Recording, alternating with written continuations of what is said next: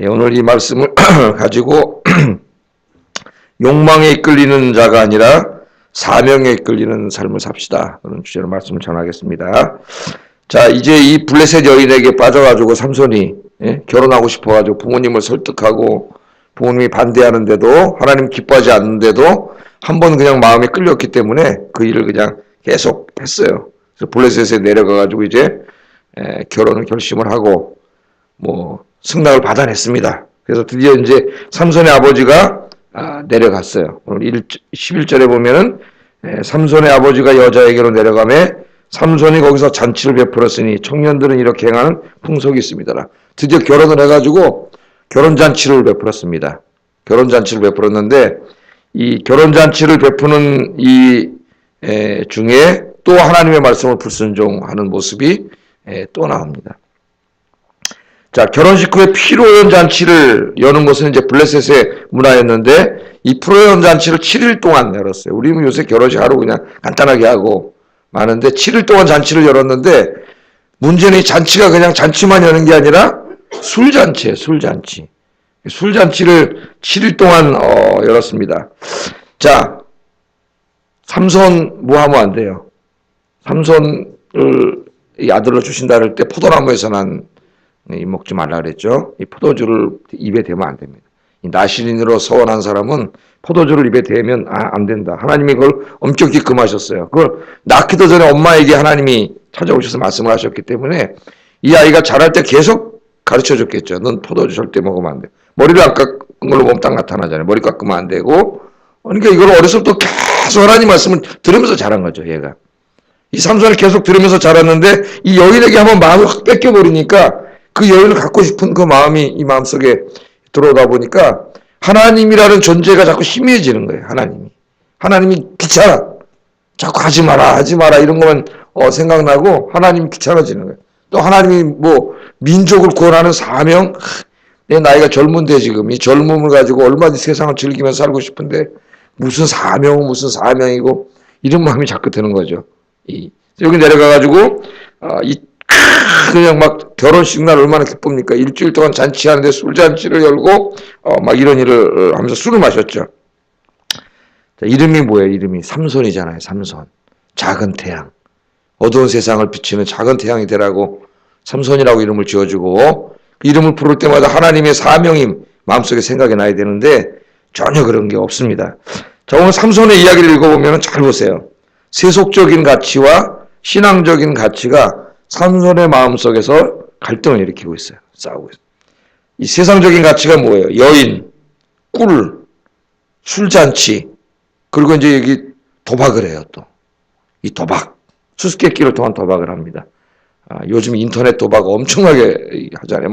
지금 인터넷 도박하는 인구가 얼마나 되는지는 모르겠어요.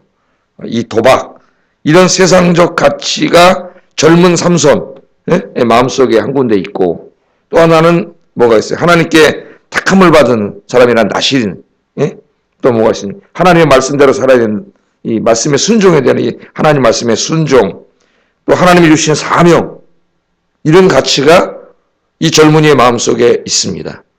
우리에게도 있죠. 우리 두 가치가 있어요. 바울에게도 있었어요. 사도 바울에게도. 이 두 개가 내 마음속에서 뭐라고 있어요? 싸우고 있죠. 그래서 이 이걸 영적인 전쟁이라고 하는데 이 영적인 전쟁이 가장 치열하게 이루어지는 것이 내 마음속이라고 그랬죠. 내 마음속. 여기서 이미 지면은 오늘 세상에 나가서 지는 거죠. 여기서 이겨야 돼. 이 두 가지 가치가 삼손의 마음속에서 충돌을 하고 있는데 삼손은 신앙적 가치가 자꾸 이끌어가는 인생이 돼야 되는데 그렇게 하지 못하고 너무 세상을 사랑했기 때문에 세상적 가치가 더 강하게 삼손의 마음을 자극해가지고 그리로 이끌고 갔습니다. 그러니까 이 세상을 너무 사랑했기 때문에 하나님을 사랑하지 못한 거예요. 세상을 너무 사랑했기 때문에 하나님이 주신 사명을 사랑하지 못한 거예요. 눈만 뜨면 세상에 보이는 게 너무 좋은 게 많은데 그거 하나라고 이것저것 맨날 빠져가지고 하나님 맡겨준 일들을 제대로 감당하지 못하는 거죠. 관심이 없는 거죠. 관심도 없고 그런 거예요. 자, 여러분 그 롯의 아내도 한번 보세요. 롯의 아내. 예수님의 설교 중에 가장 한심한 사람으로 비유를 들은 사람 중에 하나, 예를 든 사람 하나가 롯의 아내입니다. 롯의 아내를 한번 여러분 잘 아시잖아요. 소돔과 고모라 그 자기가 살던 땅이 그 죄악으로 관영해가지고 하나님이 허용하시는 죄악의 수준을 채우면 어떻게 된다 그랬어요. 한계 채우면 하나님의 심판이 있어요. 그래서 그 하나님의 심판을 받아가지고 유황불 심판이 내리고 있잖아요. 거기. 자기는 하나님의 은혜로 정말 구원받았습니다. 그것도 자기 믿음으로 구원받은 게 아니라 아브라함의 이 중보기도로 하나님 앞에 무릎을 꿇고 아브라함이 중보기도해서 하나님이 롯을 살려줬잖아요. 가족은. 그래서 그 간신히 몸만 빠져나와가지고 구원을 받아갖고 나오자마자 유황불 심판이 거기 내리고 있는데 뭐가 그렇게 미련이 많아가지고 그 구원을 받았고 나오는 그 순간에 뭐가 그렇게 미련이 많습니까? 두고 온 게. 소돔과 고모라 죄악밖에 없는데 거기에 마음 홀딱 다 뺏긴 여자예요. 여자는. 그 구원을 받는 순간에도 그게 그렇게 집착이 돼가지고 그걸 뒤돌아보다가 어떻게 됐어요? 소금기둥이 됐어요. 소금기둥. 창세기 그 말씀이 나오잖아요. 예수님께서 뭐라고 말씀하셨습니까? 하나님을 믿는다면서도 주님을 따르는 제자라면서도 자꾸 세상을 돌아보는 사람, 세상을 사랑하는 사람에게 롯의 철을 생각하라. 그렇게 얘기했어요. 우리 주님이. 롯의 철을 생각하라. 창세기 말씀을 생각하면서. 오늘 아침에 하나의 중요한 기도 제목으로 우리가 삼아야 됩니다. 우리 마음은 영적인 전쟁터예요. 전쟁터. 오늘 여러분 기도하셨으니까 승리하시기를 주의 이름으로 축복합니다. 성경에 보면 다니엘과 사드락, 메삭, 아벳느고 이런 청년은 청년 때부터 마음에 바벨론으로 끌려가면서 절대로 바벨론 종교와 문화에 동화되지 않고 하나님의 말씀대로만 살겠다고 마음에 다짐하잖아요. 다짐하고 그 바벨론 땅에 끌려가서도 이교 문화에 절대로 동화되지 않고 여러분 때로는 막 끓는 풀무에 들어갈 때도 사자굴에 들어갈 때도 끝까지 자기 신앙적 가치 믿음을 지키지 않습니까? 하나님이 이 사람들에게 복을 줘가지고 그 땅에서도 잘 되게 하시고 다니엘 같은 사람 장수하면서 주의 일도 감당하고 그죠? 다니엘서 읽으면 미래에 일어날 일도 꿈으로 하나님께서 다 보여줘. 크게 쓰임받는 그런 인생이 됐어요. 신약 성경에도 보면은 사도행전의 그 16장에 보면 디모데라고 하는 청년이 나오죠. 디모데. 지금으로 말하면 터키 중남부 지방인 루스드라라고 하는 곳이 있는데 거기 출신이에요. 엄마는 유대인이고 아버지는 이방인. 그렇게 자랐죠. 근데 바울이 2차 선교를 할 때에 루스드라에 가서 복음을 전했는데 그때 디모데를 만났어요. 거기서. 바울이 선교를 하고 있는데 정말 설교도 잘 듣고 신실하고 믿음이 좋은 청년인 디모데를 만났는데 이제 우리가 사도행전을 공부하고 있지만 16장 공부할 때 보면은 디모데가 그 지역에서 칭찬받는 사람이었다는 칭찬. 믿음으로 칭찬받는 사람. 그러니까 바울이 딱 볼 때도 저 사람하고 이래야 되겠다. 저 청년하고 이래야 되겠다. 그걸 느낄 정도로. 그래서 사도 바울이 불렀죠. 너 나랑 같이 주의 일하자. 또 디모데가 선뜻 그렇게 하겠습니다. 그렇게 했잖아요. 그 바울을 만나가지고 함께 전도하고 다녔잖아요. 같이 전도하다가 또 필요하면 너는 잠깐 여기 머물러서 여기서 목회하고 있어라. 내가 갔다 올게. 그럼 바울이 가면 또 거기 목회하고 있다 오너라. 그러면 또 가고. 바울의 인생에서 디모데로 떼어놓고 이야기할 수가 없습니다. 서신서에서 항상 인사할 때마다 거의 누가 함께 나와요. 디모데가 함께 나와요. 그러니까 디모데가 그때 청년이었는데 한번 생각을 해보세요. 여러분 터키에 살고 있었는데 얼마나 이 삼손만큼이나 세상적인 거 하고 싶은 게 많았겠습니까? 이 마음속에. 젊었을 때인데 그런데 그런 것을 다 중요하게 여기지 않았어요. 왜? 하나님으로 마음이 딱 꽂혔어요. 이 사람. 하나님을 향하고 있었기 때문에 삼손과는 달리 평생 동안 그렇게 바울과 함께 사역을 했고 나중에 바울이 이제 로마에서 2차로 투옥돼가지고 이제 순교를 기다리고 있던 그 가을이죠. 가을에 디모데 후서 마지막 서신을 쓰게 되는데 그때 디모데에게 뭐라 그래요? 에베소에서 목회하고 있었죠. 디모데가 오라 그러죠. 올 때는 가죽 성경 하나 갖고 오고 외투를 좀 갖다 달라. 그런 얘기를 합니다. 디모데가 또 로마까지 가는 평생 동안 바울과 함께 세상 이만큼도 돌아보지 않고 정말 디모데를 보면 대단해요. 그래서 디모데가 목회를 잘하도록 목회자는 이렇게 목회해야 된다 하고 쓰는 목회서신 있잖아요. 디모데전서, 디모데후서 목회서신을 쓰고 평생 동안 바울과 사역을 했습니다. 지금 저 낙원에서 안식하고 있을 텐데 우리 예배를 보고 있을 텐데 좀 디모데와 같은 청년들이 좀 많이 일어나도록 여러분 가정에서 자녀들이 이렇게 되도록 여러분 기도하시기를 주의 이름으로 축복합니다. 기도와 말씀으로 늘 무장해서 우리 마음속에 있는 죄악의 욕망, 세상을 사랑하는 마음을 다 쏟아버리고 오직 교회와 복음을 위하여 여러분 잘 감당하시는 여러분 되기를 주의 이름으로 축복합니다. 자, 블레셋 사람들이 이제 결혼잔치가 열렸는데요. 30명이 왔습니다. 30명 잔치에. 삼손을 겁주기 위해서 기싸움이죠. 30명의 젊은이들이, 남자들이 잔치에 참여했다 그랬어요. 14절에 보면은. 삼손도 기싸움에 들어갔습니다. 이 기에 눌리면 안 되겠다. 이건 블레셋 사람이고 이건 이스라엘 사람이잖아요. 그죠? 그래가지고 이제 도박을 했습니다. 남자들이 술 먹고 뭐예요? 내기 하잖아요. 내기. 예? 도박을 했어요. 수수께끼 도박. 야, 내가 수수께끼 낼 테니까, 예? 내 수수께끼를 맞히면은 내가 배옷 30벌과 겉옷 30벌. 그러니까 삼손은 몇 개 줘야 돼요? 지면은 60개 줘야 돼요. 60개. 그러나 이기면 60개를 받죠. 요새 도박하는 사람들을 말로 하면은 60대 1의 베팅을 60대 1의 베팅. 요새 이 정말 인터넷 도박 다음에 큰일입니다. 컴퓨터 막히면 그 안에서 도박하는 사람들이 너무 많아가지고요. 한 별걸 가지고 다 도박을.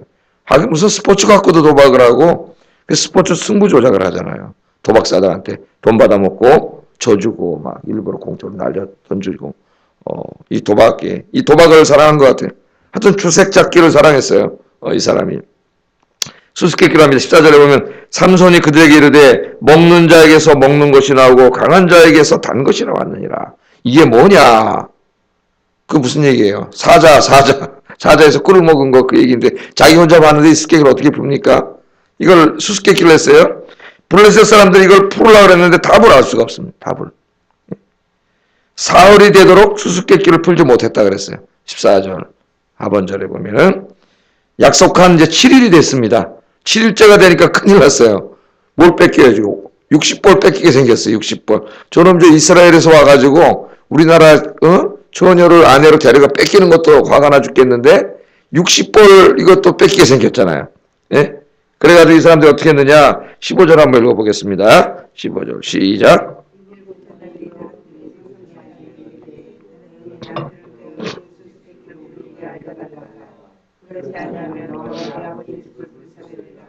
너희가 우리의 소유를 빼앗고자 하여 우리를 청한 것이 아니냐? 그렇지 아니하냐 하니. 7째 날까지 됐는데요. 수수께끼를 알 수가 없어요. 좀만 있으면 뺏깁니다. 그러니까 이 사람들이 어떻게 화가 나가지고 이 삼손이 결혼한 이 여인, 이름도 모르겠는데 이 여인에게 찾아왔죠.